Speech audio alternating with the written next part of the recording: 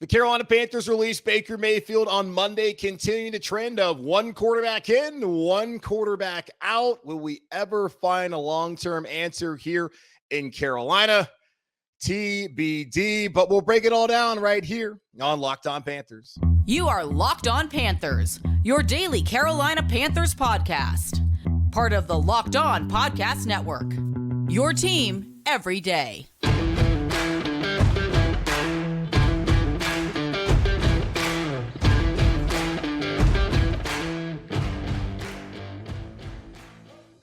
Welcome into another edition of the Locked On Panthers podcast, a part of the Locked On Podcast Network. I'm your host, as always, Julian Council, talking Carolina Panthers with every Monday, Tuesday, Wednesday, Thursday, and Friday. Your team every day. That's our motto here on the Locked On Podcast Network. Make sure to watch our show and subscribe to our show over on our Locked On Panthers YouTube channel. You can also check us out wherever you listen to your favorite podcast. Just be sure to rate, review, and subscribe so you never miss a single episode of the show. And be sure to follow me, Julian Council, on Twitter at Julian Council, where every single Friday I answer your weekly Friday mailbag questions here on the show. To participate in this week's edition of the weekly Friday mailbag on Locked On Panthers, either at me or DM me on Twitter at Julian Council. Apologies once again to the folks out there for not having a podcast last Thursday and Friday and getting one out late on Monday morning, as I was sick last week, still trying to get my voice back. I feel a lot better now recording this on Monday evening, like 8 hours ago. I was struggling to get through the show, but I think we're fine. And also, right as I had finished recording the episode from Monday, I saw that Baker Mayfield was set to be released by your Carolina Panthers. And I was a little bit surprised. Maybe I shouldn't have been, considering Sam was clearly going to be the starter against Seattle. And whenever PJ came back, he was likely going to be ahead of Baker Mayfield. And Steve Wilks has kind of shown us, and in a way told us as well, that Baker's not really his guy, and that he wants to see Sam. He wants to give PJ an opportunity, and that they're moving forward off of what we've found out to be a mistake from this past offseason that former Panthers head coach Matt Rule really pushed for in trading for Baker Mayfield. Now, let's get facts right here. Baker Mayfield requested a release from the Carolina Panthers on Monday, and the Panthers agreed to it, understanding that Sam's our starter, PJ's our backup, and they wanted to allow Baker and his agent to go try and find another opportunity that might make sense for them. Apparently, the Houston Texans need a quarterback. Of course, most notably, Jimmy Garoppolo out for the season with a foot injury out in San Francisco. They're already down Trey Lance as well. So maybe Baker could go out to San Fran and reunite with his former teammate, Christian McCaffrey. And I don't know how much Christian would like that, but hey, I'm sure Christian and Baker are totally fine, and maybe that works out for him. But considering what we saw from Baker in a short amount of time, he had to learn this offense, I don't know how him going to San Francisco is going to necessarily fix things up. But I guess maybe it might be a similar offense to what he ran in Cleveland under Kevin Stefanski. But Baker decided that, hey, it's time to move on. Guys, I understand I'm not the guy here. He said it even before the bye week that he could leave here with his head held high, knowing that he was a good teammate. He fought his ass off to be the best player he could be, considering the circumstances. And as we know, it did not work out for Baker Mayfield. Steve Wilks, Carolina Panthers interim head coach, came out on Monday and said that Baker had been nothing but professional and that he wished him all the best. And he said back when he left Arizona, or not really left Arizona, was fired from Arizona, and then he took the defensive coordinator job under Freddie Kitchens up in Cleveland, he did it in part because Baker was there and that he wanted to be opposite of an offense that could move the football and that could have success. So Steve Wilks has only said positive things about Baker Mayfield publicly. I don't know how he personally feels about him, but Steve Wilks, as we've known and seen over the last 7 weeks, is a pretty straightforward guy. And I don't think he'd be blowing smoke just to tell us, hey, what we want to hear. I also don't think he's going to throw anybody under the bus, but he's going to be quite frank, as much as he can be in that position as a Panthers head coach when speaking to the media on Monday afternoon here in Charlotte. So we've seen it also. Baker has been out there writing notes down for PJ Walker when PJ was a starter. You've never seen him pouting. He was out there headbutting the guys during the Atlanta game, as they close things out. So clearly Baker has been a good teammate. And all the things that we had heard about Cleveland, about him being a nightmare and how he's someone who wears on you. Now, he was not here long enough in Carolina. He was there in 4 years. He was only here for 13 weeks. So he was not here long enough, really 12, I mean, I guess longer than that, but he wasn't here long enough to where he would really be a personality that you would think would weigh on the guys. But Shaq Thompson had nothing but positive things to say about him. Same thing with DJ Moore and really everyone that we've heard from who's talked about Baker. The dynamics in that quarterback room has only said positive things about him as a teammate. And as we know on the field, like it wasn't great. And Steve Wilks has asked, did Baker fail? And he said, I wouldn't say that he failed. It just didn't work out. And that's a nice way to say it. I know I would probably lean on the failure thing. It's really do you want to be a glass half full or glass half empty kind of person? And Wilks is certainly going to glass, a half full approach there with Baker. It didn't work out. And there's a myriad of reasons why it didn't work out here in Carolina. Was it the fact that the Panthers were not able to facilitate a timely trade on day 2 on that Friday night of the NFL draft? It could be that. It could also be, did the scheme and system fit him? We had heard from Matt Rule. You had heard from Matt Rule back in the offseason that they want to be more of a downhill rushing attack. We've seen how that's worked out with Deontay Foreman over the last 7-8 weeks as the lead guy back there once they traded Christian McCaffrey. Had they done more of the play action concepts that we saw last time out when Sam Darnold got to start and leaned on the run game, would Baker have had more success? Had he been there for OTAs and mandatory minicamp? Had he gotten all the snaps with the first team back during training camp and in the preseason, would Baker have looked different? I think he would have played better. It's hard not to believe that. He needed more reps, needed more time. But once you get into the season and the system might not be fitting you, we had talked to Steven Ruiz from The Ringer, and he had talked about he didn't feel like McAdoo's system was really fitting for Baker, and he's not the only one who felt that way. We saw it didn't work out for Baker Mayfield in 7 games. He was 1-5 as a starter, completed only 57.8% of his completions, threw for over 1,300 yards, had 6 touchdowns, 6 interceptions, took 19 sacks, had a 74.4 passer rating, and then had an 18.2 QBR. It wasn't great. Of course, the batted balls and all of that was an issue with Baker. And he just did not move the ball down the field outside of that second half against the former Cleveland Browns team that he played for and was traded from. We did not see Baker Mayfield play at that level. And we knew when the trade was made. And for me, like I told you on Monday's show, there was a point in time after the Panthers failed to bring in Baker and they drafted Matt Corral, where I was kind of like, you know what, let's just move on. There was a report, I think it's from Jonathan Jones, CBS Sports, about how the Panthers kind of had a deadline for the mandatory portion of OTAs or mandatory minicamp to bring him in and to try and have him in by that point in time. If they didn't do that, then they would probably move on. And I kind of felt at that point in time that I think that made the most sense was probably just to move on with Sam that had been there throughout the entire offseason. You had a rookie that you could go to at some point in time. You had PJ Walker, who had experience also starting. So why not go ahead and do that? But I also understood that for Matt Rule, he needed somebody else to come in to help him win football games. And all the conversations that they had with the media and everything that they presented was that Matt Corral was not in here to compete. So if Matt Corral's not in here to push Sam Darnold, they need to bring someone in here to push Sam Darnold, because I think that's really what hurt Sam a year prior, is that he just was handed the job, that he didn't really have any sort of that pressure. And we'll see how it plays out the next 5 weeks. But maybe the fact that Sam had to sit back and had to compete, that maybe that's made him better, at least in the first game that we've seen him play in all season long, or since week 18 of last year in that loss at Tampa. So they needed to bring somebody else in. And we always knew it was going to be Baker Mayfield. And we always knew it was going to happen. When I went on vacation, Hilton Head, and I got off the course there, and there it was. Baker Mayfield was a Carolina Panther. And we knew right then and there that this would define whether Matt Rule would stay past 2022, or, as we saw, be fired 5 weeks into the season, and Baker Mayfield would end up also not being the starting quarterback moving forward for the Carolina Panthers. It didn't work out. Now it's Sam Darnold. And a lot of people, myself included, were kind of like, anybody but Darnold to even have any sort of excitement going into the year. You needed anyone but Darnold. You hope that Baker could recapture the way he played in the second half of that 2020 season, where he took the Cleveland freaking Browns to the playoffs and they beat the brakes off the Steelers. That was the hope here in Carolina. And the feeling and the thought process was that Baker was a better player than Sam Darnold, that he was an upgrade from Sam. We didn't know whether he would be the long-term answer. The best bet was that he probably wouldn't be, but you thought that he could at least be better than Sam this season. And as we saw, in only one start, Sam Darnold has already been a better player than Baker Mayfield. We got to see what Sam does the last 5 weeks of the season.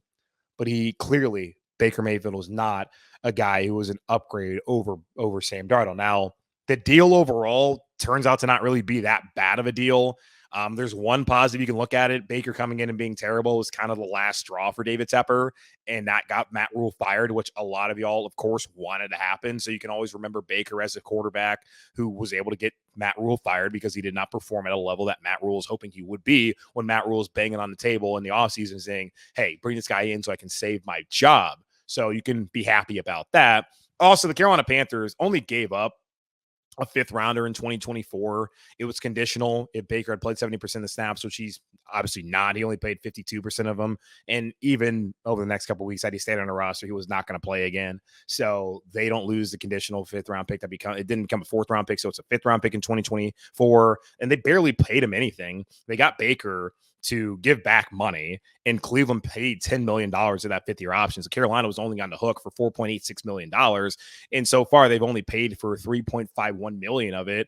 And the rest of it, if Baker gets claimed off of waivers, the other team is responsible for. So when you look at it, it's a mid-round pick. You got the guy to give back money, and you paid him only $3.5 million for 6 starts. That's not a bad proposition. It was worth it. It didn't work out in the end. Now Baker's gone, and of course Matt Rule is gone as well. And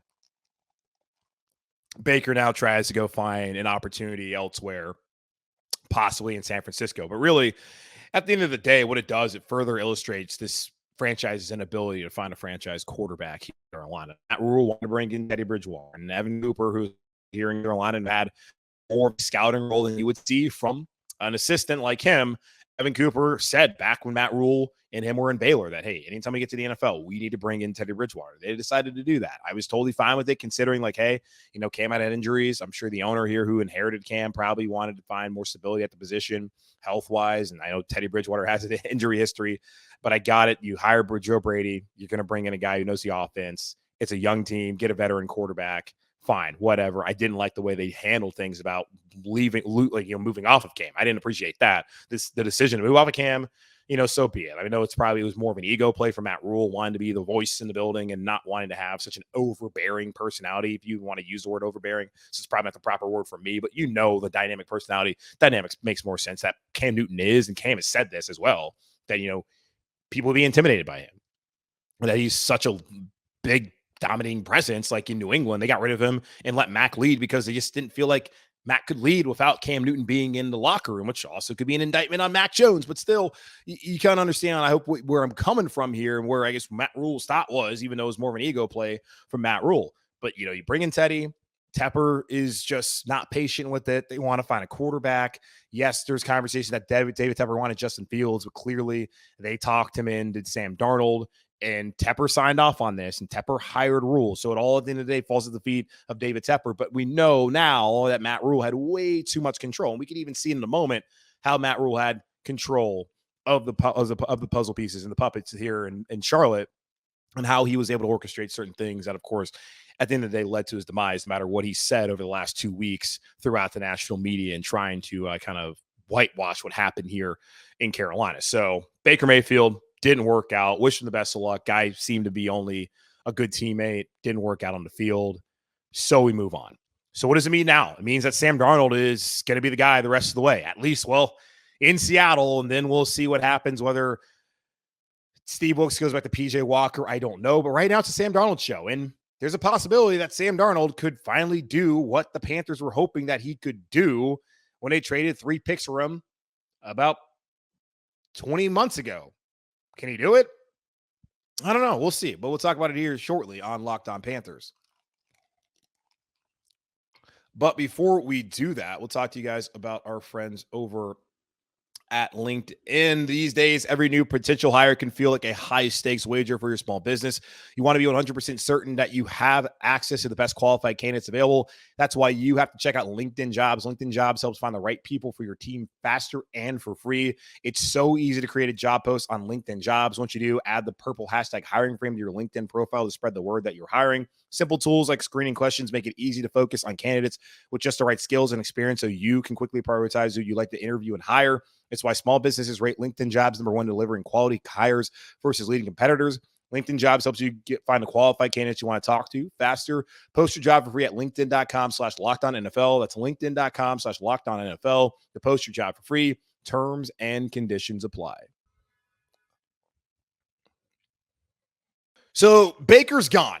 He's no longer here in Carolina. He asked for a release. We'll see what happens to him. I'm sure by time many of you listen to the show on Tuesday, Baker might already have a new home. We'll see how it works out for Baker Mayfield. Again, best of luck to him. Seemed like he only came in here, was a great teammate, wasn't a great football player, but there's many reasons why that happened. We just went over most of them. So we'll see how it works out. Now, it is funny to me because throughout the offseason, I was kind of sitting there just laughing about the whole Carolina Panthers going in with the Deshaun Watson sweepstakes and how Deshaun's like, I'm good. And David Tepper, who's all about money and all that kind of stuff, decided that money was going to get in the way of Deshaun Watson and all that. And hey, I ain't mad about it because I honestly didn't want to sit here and have to have all the conversations that would have been necessary on this show about Deshaun Watson. So thank you, David Tepper, for not allowing me to have to sit here and talk about that for the past 12 plus weeks whenever Deshaun Watson would have came back and what it would have looked like. I'm happy not to sit there and do it. But it's just funny how, the Panthers went after Deshaun Watson. They called about Russell Wilson. Of course, that hasn't worked out well at all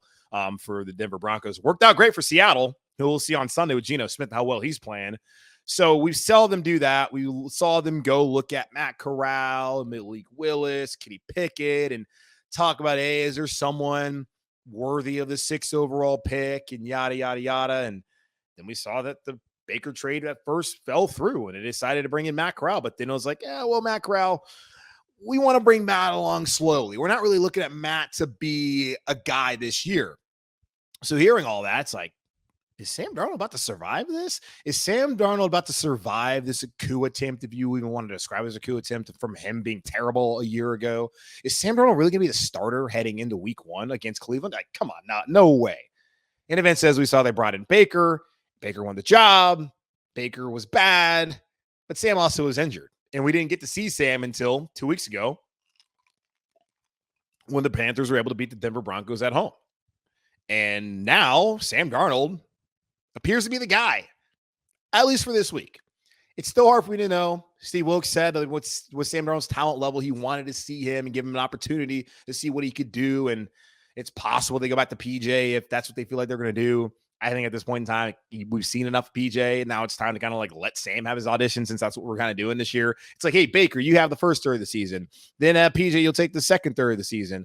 And then Sam, you have the final leg of the season. And then we'll kind of decide what we want to do there moving forward, even though the owner very likely is going to want, and by very likely, probably 100% wants to draft a rookie in the first round of the 2023 NFL draft. But in the meantime, it's a Sam Darnold show. And it's like, I don't watch the Avengers, but I know like the Thanos thing, or if I said that correctly, if I didn't, I'm sorry, I'm not a nerd, about, hey, where you failed or whatever, where it leads you right back here to me. I know I probably butchered it, but you couldn't live with your own failure. I don't know. But yes, I mean, there we go. Sam Darnold. Where did it lead you? Right back to Sam Darnold, Sammy Savior, as I jokingly called him on Twitter about a month ago.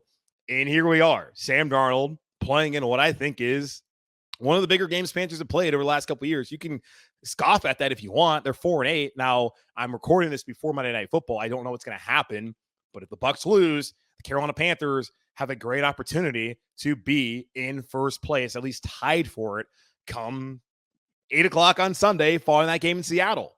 So, yeah, it's kind of an important game, especially when they feel like they actually can be a playoff team. And now they're rolling with this quarterback. And for Sam Darnold, it's his opportunity to show them that they made the right decision when they gave up that 2nd, 4th, and 6th round pick to the New York Jets to bring him on, and then blindly handed him nearly $19 million to be the quarterback this season on the 5th-year option.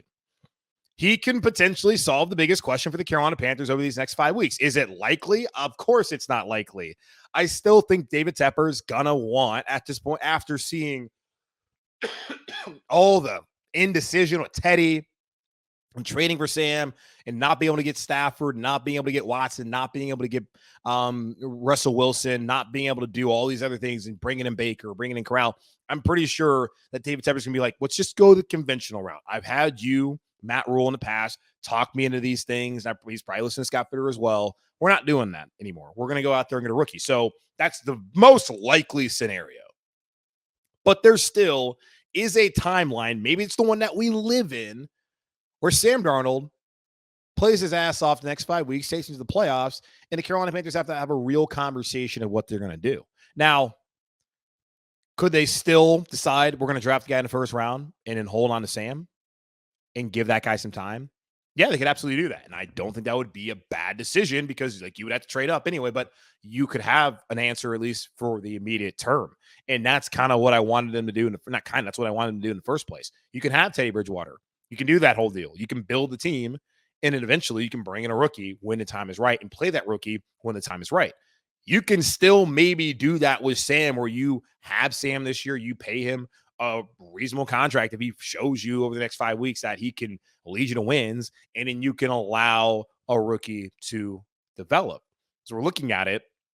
If the Panthers are a team that are able to get like into the later part of the draft, like say they do go to the playoffs, like obviously Bryce Young's off the board, obviously CJ Stroud's off the board. I would say Will Levis as well.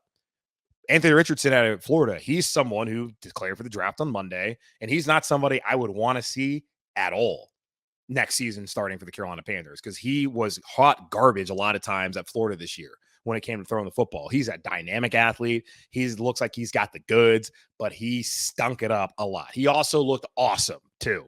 There's just really not the variance is he's awesome. He looks like a Heisman Trophy winner, and it's like this guy looks undraftable. You can't even play him, change positions. Like that's kind of where we're at with Anthony Richardson. Like at least my opinion of Anthony Richardson right now. But he's an awesome athlete, and of course he's going to remind you of a guy who used to wear number one.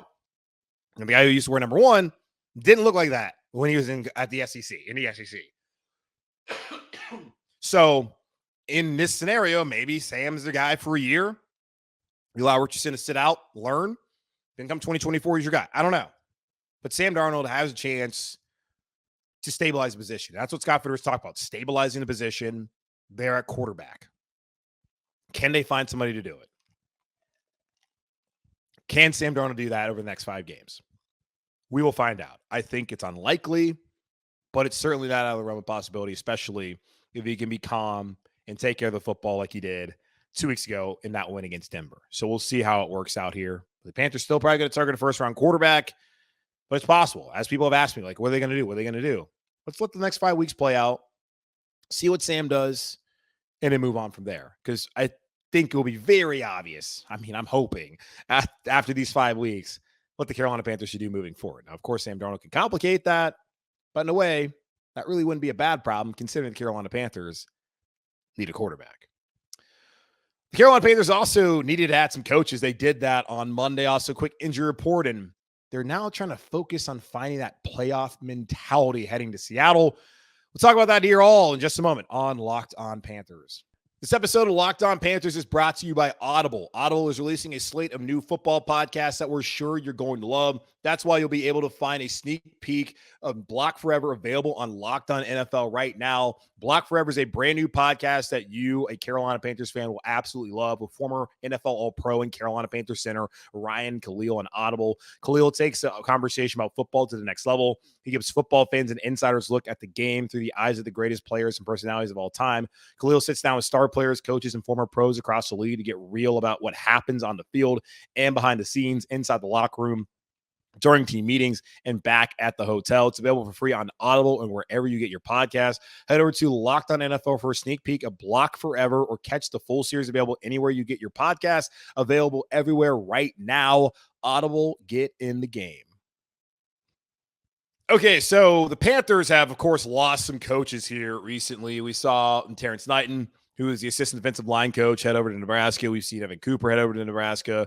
Paul Pasqualoni, defensive line coach, he's been relieved of his duties. We saw Phil Snow be relieved of his duties. Ed Foley be relieved of his duties. He's now with Matt Rule going recruiting, getting those in-home business out there in Omaha to try and find some guys to come save the Huskers and all that kind of stuff. So, yeah, go Big Red, I guess. Who cares? So we've seen all that. And it's kind of a skeleton crew. Now, these are professionals. These guys, they know how to, maintain their fine-tune their craft, and know how to work the technique. They know how to go through a practice. Like, they're adults. This isn't college kids. This isn't high school kids. Like, they can go through drills, but they also, need to be coached up throughout the process of that. So what we needed to see maybe was Steve Wilks go out there and find some coaches, which he did by bringing in Ian Scott to replace Terrence Knighton as the assistant defensive line coach. Scott formerly spent some time with Steve Wilks back when he was in the NFL, also as a player. Formerly, he was a coach over at Central Michigan. Go Chippewas, and briefly was here in Carolina at some point in time. So there's that. It makes sense that that would happen over the bye week. Hard to bring in a guy, did integrate him throughout the week. Like we saw, because this is the question that was constantly asked of Steve Wilks the last couple of weeks about, hey, will you add to the staff? Will you add to the staff? He said, if the time is right and the right person's here, I'll do that. And seeing they had the bye week last week, he can bring somebody in, get them kind of up to speed as best they can, and then, kind of not have any sort of like adjustment period once they get back on the practice field. So makes sense that that would be the case, as that was announced on Monday. Also, Brian Burns got a little banged up, as we saw. He's had that knee brace on. I think it was his left knee. We saw him get cut too by one of the Broncos players, but he's good to go. There's no real concern about that for this week. We'll get more of a defined injury report on Wednesday when the Panthers are back out of practice and Steve Wilks is out with the media. And, the focus too now is on the Panthers' quest to get to the playoffs. As I told y'all, the Carolina Panthers have one of the weakest remaining schedules in the NFL right now. And let's see, going on tankathon.com, which is, of course, one of our favorite websites, Carolina Panthers have, their schedule got a little bit tougher, but they have they're right now 27th is their strength of schedule at this point in time remaining. So that is the 1, 2, 3, 4, 5, 6 easy schedule remaining, with Seattle being the lone winning team on the docket at 7-5. New Orleans losing record, Tampa losing record, Detroit competitive but a losing record, and of course the Pittsburgh Steelers a losing record. Sorry, trying to get through it, guys. God, just cannot stop. So you have that, and knowing that, and I did the parallels last week comparing 2014, which we've talked about a number of times, and how, hey, maybe this feels like 2014. Steve Wilks certainly has brought that up, how they were able to maneuver that season starting at 3-8 and then getting to 7-8-1 after they won their final 4 games. So we're seeing how they're going to try and do that again this year here in Carolina. And similarly, they had a weak schedule at the end of that season. Now they have a weak schedule again. Can they take advantage of it? Of course, Seattle, as Steve Wilks talked about, has been a tough place for the Panthers to play. But when he's first here, when he spent that 1 year in Arizona, so he understands the challenge of playing up there in front of the 12th man and playing a Pete Carroll coach team. And his message to the team about it has just been, take one game at a time. He reiterated that, they need to win on the road, something they have not done all year long. They also have not won back-to-back games. They can do both of those on Sunday. And for me, as I've said, for me to really take these guys seriously as a playoff contender, I need them to go win on the road, then come back and take care of business against a bad Lions or Steelers. I forget who they play first, but a bad Lions or Steelers team. Like, that's what I need to see them do, because you need to be able to handle prosperity. You need to go on the road and win a game against a tough opponent on the road in a tough environment. You need to be able to get back-to-back games. And then once you find success, you need to be able to manage it by winning again and holding serve at home. They've won 3 straight at home. That's what I really need to see, is the one on Sunday and then followed up with another win for me to really buy in heading to those final 3 weeks, especially with 2 games on the road against divisional opponents that can actually be a playoff team. And Steve Wilks is talking about how they have to create a playoff mentality mindset, and that he's going to be talking with them all week about that. We've seen back before that Falcons game, because the Bucs game the first time around, because I haven't played it yet, but the Bucs game where he showed them highlights of divisional games back when he was here before, and really showing them how important it is and what things used to be like. So finding that mentality is the most important thing for this team this week, and that's going to be the message throughout the week. Take one game at a time, do what we have not done all year long, but winning on the road and getting back-to-back game wins, and then finding that playoff mentality and that mindset heading into Seattle, a team that right now looks like a playoff team, is, in my opinion, the team to beat out there in the NFC West. Okay, that's going to wrap up this edition of the Locked On Panthers podcast. Sorry again, guys. I've been fighting it. Was sick all last week. Couldn't do podcasts on Thursday and Friday. And as you heard, voice is still tough. It's still tough for me individually. I'm the only person here doing the podcast, as you guys know. So for me to talk for 30 minutes straight, basically, it's not possible without me choking up and coughing, and I'll lose my voice by the time tacking up along. So I apologize. doing the best I can, at least for the YouTube people. Like, I can't really edit it out. Podcast people, I'll try to edit it out. There's so many coughs I don't even know. But again, check out our show over on Locked On Panthers YouTube channel. Rate, review, and subscribe wherever you listen to your podcast. And follow me on Twitter, Julian Council, where on Friday I'll be back to answer your weekly Friday mailbag questions here on the show. Either at me or DM me at Julian Council on Twitter to participate. In the meantime, be safe, be happy, be whole as always. Keep pounding